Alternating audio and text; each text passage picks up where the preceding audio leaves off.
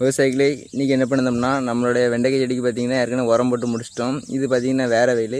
இந்த வெயிலில் என்ன பண்ணோம்னா நம்ம வந்து களைகள் எடுக்க தான் வந்திருக்கேன். இதுதான் களை எப்படி எடுக்கிறேன்னு காட்டுதேன். விவசாயிகளே இந்த லைன் பார்த்திங்கன்னா களைகள் எடுத்தாச்சு. ஃபுல்லாகவே கோரையும் மற்ற ஒரு சில களைகள் இருக்குது. இந்த செடி பார்த்திங்கன்னா நம்ம உரம் போட்டோமா அந்த செடியோட இது வேறு வெயில்.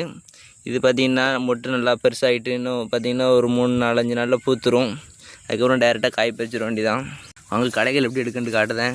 சைடில் இருக்குன்னு இதை பிடுங்கணும். இது களைகள் அடித்தாலே போதும், அதை பிடுங்கணும் அவசியம் இல்லை. சரி விவசாயிகள் இந்த இருக்குல்ல இந்த ஹோலில் பார்த்திங்கன்னா நமக்கு செடிகள் வந்து முளைக்கலை. இதில் பார்த்திங்கன்னா செடிகள் இருக்குது. களைகள் எடுத்தால் தான் பார்த்திங்கன்னா செடிகள் வந்து எதில் இருக்குன்னு க்ளீனாக தெரியும். இப்போ க்ளீனாக இருக்கும் பாருங்கள் விவசாயிகளே. களைகள் எடுத்தால் தான் செடி பார்க்க நல்லாயிருக்கும். அதே மாதிரி செடியும் நோய் இல்லாமல் பார்த்திங்கன்னா நல்லா தழுத்து வரும். போடுற உரம் ஃபுல்லாக செடிகளுக்கு மட்டுமே போகும். இப்போ பார்த்திங்கன்னா இதுக்கு வந்து நம்ம மருந்து அடித்தாச்சு. அதனால் இதில் மட்டும் தான் ஓட்டை இருக்குது. இந்த இலைகள் அந்தளவு ஓட்டை இருக்காது. இப்போ பார்த்திங்கன்னா இப்போ தான் மருந்து அடித்தா 3-4 நாள் இருக்கும். இந்த செடிகளில் பாருங்கள் மருந்து அடித்த பிறகு மற்ற எல்லா இலையில ஓட்டை இருக்குது. இதில் வந்து ஓட்டை கிடையாது.